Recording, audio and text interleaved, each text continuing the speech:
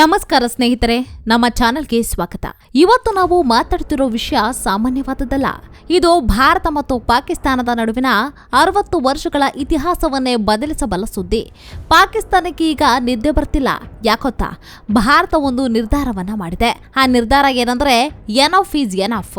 ಹೌದು, ಭಾರತ ಸರ್ಕಾರ ಸಿಂಧು ನದಿ ನೀರು ಒಪ್ಪಂದ ಅಂದ್ರೆ ಇಂಡಸ್ ವಾಟರ್ ಟ್ರೀಟಿ ಸಂಪೂರ್ಣವಾಗಿ ಸತ್ತಿದೆ, ಡೆಡ್ ಫಾರ್ ಎವರ್ ಅಂತ ಪರೋಕ್ಷವಾಗಿ ಘೋಷಣೆಯನ್ನ ಮಾಡಿದೆ. ವಿಯೆನ್ನಾದಲ್ಲಿ ನಡೆಯಬೇಕಾಗಿದ್ದ ಮೀಟಿಂಗ್ಗೆ ಭಾರತ ನೋ ಅಂದಿದೆ. ಅಷ್ಟೇಗಲ್ಲ, ಭಾರತ 113 ಕಿಲೋಮೀಟರ್ ಉದ್ದದ ಬೃಹತ್ ಕಾಲುವೆಯನ್ನ ನಿರ್ಮಿಸಲಾಗಿದೆ. ಇದು ಪಾಕಿಸ್ತಾನಕ್ಕೆ ಹರಿಯೋ ನೀರನ್ನ ತಡೆದು ಭಾರತದ ರೈತರಿಗೆ ತಲುಪಿಸೋ ಮಾಸ್ಟರ್ ಪ್ಲಾನ್. ಒಂದೆಡೆ ಟೆರರಿಸಂ, ಇನ್ನೊಂದೆಡೆ ನೀರಿಗಾಗಿ ಹಾಹಾಕಾರ. ಮೋದಿ ಸರ್ಕಾರ ತೆಗೆದುಕೊಂಡಿರೋ ಈ ನಿರ್ಧಾರದಿಂದ ಪಾಕಿಸ್ತಾನ ನಿಜಕ್ಕೂ ನೀರಿಲ್ಲದೆ ಒಣಗಿ ಹೋಗುತ್ತಾ? ಏನಿದು ಹೊಸ ಮೆಗಾ ಡ್ಯಾಮ್ ಪ್ರಾಜೆಕ್ಟ್? ಬನ್ನಿ ಇವತ್ತಿನ ವಿಡಿಯೋದಲ್ಲಿ ಇದರ ಕಂಪ್ಲೀಟ್ ಡೀಟೇಲ್ಸ್ ಅನ್ನ ಹೇಳ್ತೀನಿ. ಅದಕ್ಕೂ ಮುಂಚೆ ನೀವು ನಮ್ಮ ಚಾನಲ್ಗೆ ಸಬ್ಸ್ಕ್ರೈಬ್ ಆಗಿಲ್ಲ ಅಂದ್ರೆ ಈ ಕೂಡಲೇ ಸಬ್ಸ್ಕ್ರೈಬ್ ಆಗಿ ಹಾಗೂ ಬೆಲ್ ಐಕಾನ್ ಅನ್ನು ಕ್ಲಿಕ್ ಮಾಡಿ.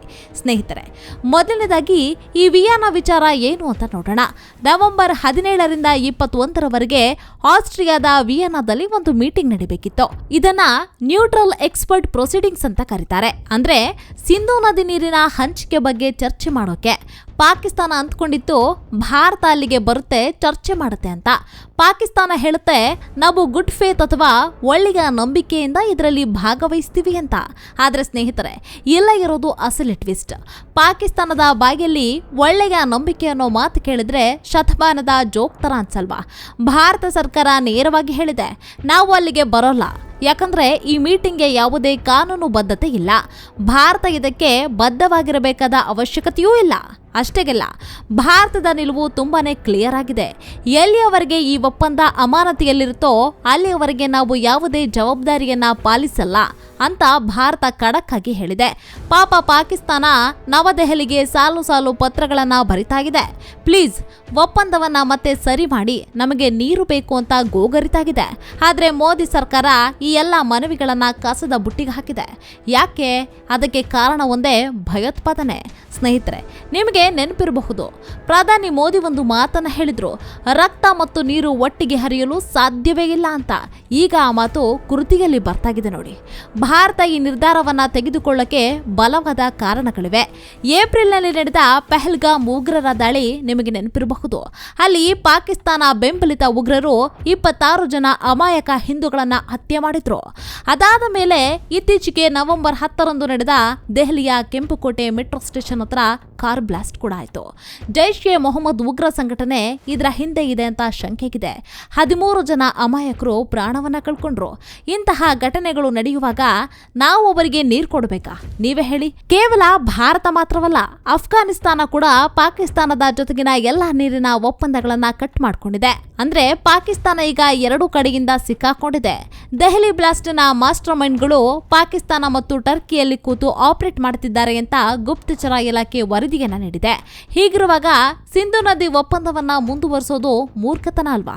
ಭಾರತ ಈಗ ಏನು ಮಾಡ್ತಾ ಇದೆ ಗೊತ್ತಾ? ಪಾಕಿಸ್ತಾನದ ಜೊತೆ ನದಿ ನೀರಿನ ಡೇಟಾ ಹಂಚಿಕೊಳ್ಳೋದನ್ನ ನಿಲ್ಲಿಸಿದೆ. ಪಾಕಿಸ್ತಾನದ ಯಾವೊಬ್ಬ ಅಧಿಕಾರಿಯೂ ಭಾರತದ ಡ್ಯಾಂಗಳ ಹತ್ರ ಬರುವಂತಿಲ್ಲ. ಅಟ್ಟಾರಿ ಚೆಕ್ ಪೋಸ್ಟ್ ಕ್ಲೋಸ್ ಆಗಿದೆ. ಅಲ್ಲದೆ ಇಂಪೋರ್ಟ್ ಎಕ್ಸ್ಪೋರ್ಟ್ ಬ್ಯಾನ್ ಕೂಡ ಆಗಿದೆ. ಒಟ್ನಲ್ಲಿ ಪಾಕಿಸ್ತಾನಕ್ಕೆ ಬಿಸಿ ಮುಟ್ಟಾಗಿದೆ. ಈಗ ವಿಷಯದ ಅಸಲಿ ರೋಚಕ ಭಾಗಕ್ಕೆ ಬರೋಣ. ಭಾರತ ಬರೀ ಮಾತಾಡ್ತಿಲ್ಲ, ಕೆಲಸವನ್ನು ಮಾಡ್ತಾ ಇದೆ. ಕೇಂದ್ರ ಸರ್ಕಾರ ಒಂದು ಬೃಹತ್ ಯೋಜನೆಗೆ ಕೈ ಹಾಕಿದೆ. ಅದುವೇ 113 ಕಿಲೋಮೀಟರ್ ಉದ್ದದ ಬೃಹತ್ ಕಾಲುವೆ. ಸ್ವಲ್ಪ ಡೀಟೇಲ್ ಆಗಿ ಹೇಳ್ತೀನಿ ಕೇಳಿ. ಸಿಂಧು ಒಪ್ಪಂದದ ಪ್ರಕಾರ ಪಶ್ಚಿಮದ ನದಿಗಳಾದ ಚಿನಾಬ್, ಸಿಂಧು ಮತ್ತು ಜೀಲಂ ನದಿಗಳ ನೀರು ಪಾಕಿಸ್ತಾನಕ್ಕೆ ಹೋಗ್ತಾ ಇತ್ತು. ಆದ್ರೆ ಈಗ ಭಾರತ ಒಂದು ಮಾಸ್ಟರ್ ಪ್ಲಾನ್ ಅನ್ನ ಮಾಡಿದೆ. ಈ 113 ಕಿಲೋಮೀಟರ್ ಕಾಲುವೆ ಮೂಲಕ ಈ ನದಿಗಳ ಹೆಚ್ಚುವರಿ ನೀರನ್ನ ತಿರುಗಿಸಿ ಭಾರತದ ರಾಜ್ಯಗಳಾದ ಪಂಜಾಬ್, ಹರಿಯಾಣ ಮತ್ತು ರಾಜಸ್ಥಾನಕ್ಕೆ ಹರಿಸಲು ಪ್ಲಾನ್ ರೆಡಿಯಾಗಿದೆ. ಅಂದ್ರೆ ಚಿನಾಬ್ ನದಿಯ ನೀರನ್ನ ರಾವಿ ಮತ್ತು ಸಟ್ಲೇಜ್ ನದಿಗಳ ಸಿಸ್ಟಮ್ಗೆ ಲಿಂಕ್ ಮಾಡಲಾಗುತ್ತೆ. ಅಲ್ಲಿಂದ ಯಮುನಾ ಕೆನಾಲ್ ಸಿಸ್ಟಮ್ಗೆ ಕನೆಕ್ಟ್ ಆಗುತ್ತೆ. ಇದರ ಅರ್ಥ ಏನ್ ಗೊತ್ತಾ? ಇಷ್ಟು ದಿನ ಪಾಕಿಸ್ತಾನಕ್ಕೆ ಸುಮ್ಮನೆ ಹರಿದು ಹೋಗ್ತಾ ಇದ್ದ ನೀರು ಇನ್ನು ಮುಂದೆ ನಮ್ಮ ರೈತರ ಹೊಲಗಳಿಗೆ ಹರಿಯುತ್ತೆ. ರಾಜಸ್ಥಾನದ ಮರುಭೂಮಿ ಇರಲಿ, ಪಂಜಾಬ್ನ ಗದ್ದೆಗೆ ಇರಲಿ, ನೀರಿನ ಕೊರತೆಯನ್ನ ನೀಗಿಸಲು ಇದು ಬ್ರಹ್ಮಾಸ್ತ್ರ ಆಗಲಿದೆ. ಹೇಳಿದೆ. ಸರ್ಕಾರದ ವರದಿಗಳ ಪ್ರಕಾರ ಭಾರತದ ಪಾಲಿನ ಒಂದೇ ಒಂದು ನೀರು ಹನಿ ಕೂಡ ಪಾಕಿಸ್ತಾನಕ್ಕೆ ಹೋಗದಂತೆ ತಡೆಯಲು ಸುಮಾರು 22 ದೊಡ್ಡ ಅಣೆಕಟ್ಟುಗಳನ್ನು ಕಟ್ಟಬೇಕಾಗುತ್ತೆ. ಅದಕ್ಕೆ ಈಗಾಗಲೇ ಕೆಲಸ ಕೂಡ ಶುರುವಾಗಿದೆ. ಇನ್ನೊಂದು ಶಾಕಿಂಗ್ ನ್ಯೂಸ್ ಹೇಳ್ತೀನಿ ಕೇಳಿ.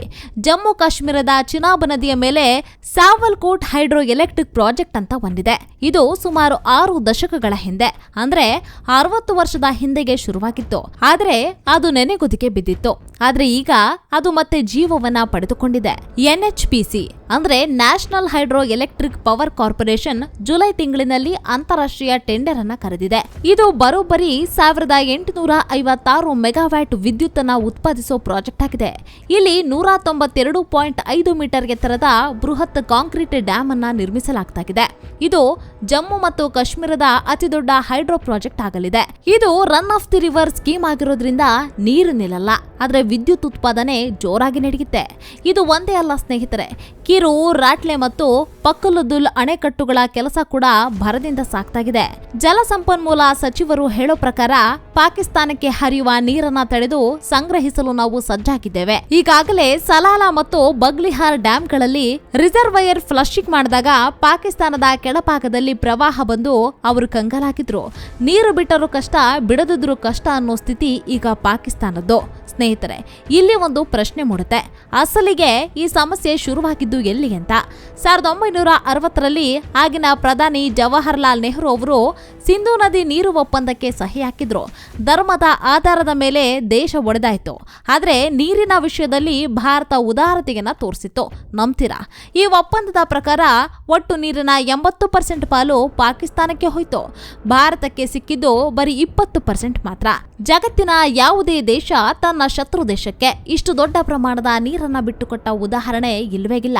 ನಮ್ಮ ದೇಶದ ಉತ್ತರ ಭಾಗದ ರೈತರು ನೀರಿಲ್ಲದೆ ಕಷ್ಟಪಡ್ತಿದ್ರು. ಆದ್ರೆ ನಮ್ಮ ನದಿ ನೀರು ಪಾಕಿಸ್ತಾನದ ಹೊಲಗಳಿಗೆ ಹರಿತಾಗಿತ್ತು. ಯಾವ ರಿಸರ್ಚ್ ಇಲ್ಲದೆ, ಯಾವ ಯೋಚನೆಯೂ ಇಲ್ಲದೆ ಅಂದು ಮಾಡಿದ ಆ ಒಪ್ಪಂದ ಇವತ್ತು ಭಾರತಕ್ಕೆ ದೊಡ್ಡ ತಲೆನೋವಾಗಿದೆ. ಆದ್ರೆ ಈಗ ಪ್ರಧಾನಿ ಮೋದಿ ಅವರು ಹೇಳ್ತಾ ಇದ್ದಾರೆ, ಇದು ಇನ್ನೂ ನಡೆಯೋದಿಲ್ಲ. ಭಾರತದ ರೈತರ ಹಕ್ಕಿನ ನೀರು ಭಾರತಕ್ಕೆ ಸಿಗಬೇಕು.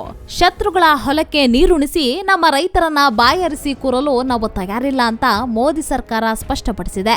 ಪಾಕಿಸ್ತಾನದ ಎಕಾನಮಿ ಮತ್ತು ಕೃಷಿ ಸಂಪೂರ್ಣವಾಗಿ ಈ ನದಿಗಳ ಮೇಲೆ ಅವಲಂಬಿತವಾಗಿದೆ.